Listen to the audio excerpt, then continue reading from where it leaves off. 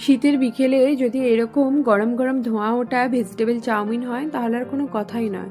এই চাউমিন বানানোর জন্য প্রথমে একটা কড়ার মধ্যে আমি জল বসিয়ে দিয়েছি, তার মধ্যে 1 চামচ নুন 1 চামচ সাদা তেল দিয়ে আমি চাউমিনগুলো এখানে সিদ্ধ করে নিলাম।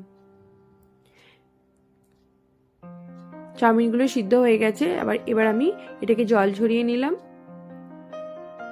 দিয়ে ওপর থেকে একটু সাদা তেল ছড়িয়ে আমি হাতে করে মাখিয়ে নিলাম। আর এই চাউমিনটা যদি একদম বাজারের মতন টেস্ট চান তো এটা একটা পাতলা লোহার কড়াইয়ে বানিয়ে ফেলুন।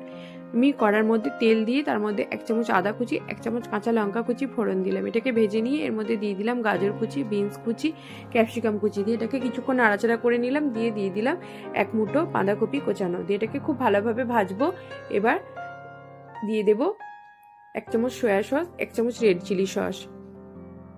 আর এই পুরো জিনিসটা কিন্তু হাই ফ্লেমে ভাজতে হবে, গ্যাস একবারের জন্য সিম করা চলবে না। এবার দিয়ে দিলাম নুন আর অল্প একটু চিনি, দিয়ে এটাকে ভালোভাবে মিশিয়ে নিয়ে ওপর থেকে সিদ্ধ করা চাউমিনগুলো দিয়ে খুব ভালোভাবে নাড়াচাড়া করে এটাকে আরও 5 মিনিট আমি ভাজবো। এটাকে যত হাই ফ্লেমে ভাজবেন, নাড়াচাড়া করে মেশাবেন, মশলাগুলো সব ভালো হবে। আর ওপর থেকে আমি 1 চামচ চাউমিন মশলা দিয়ে দিলাম।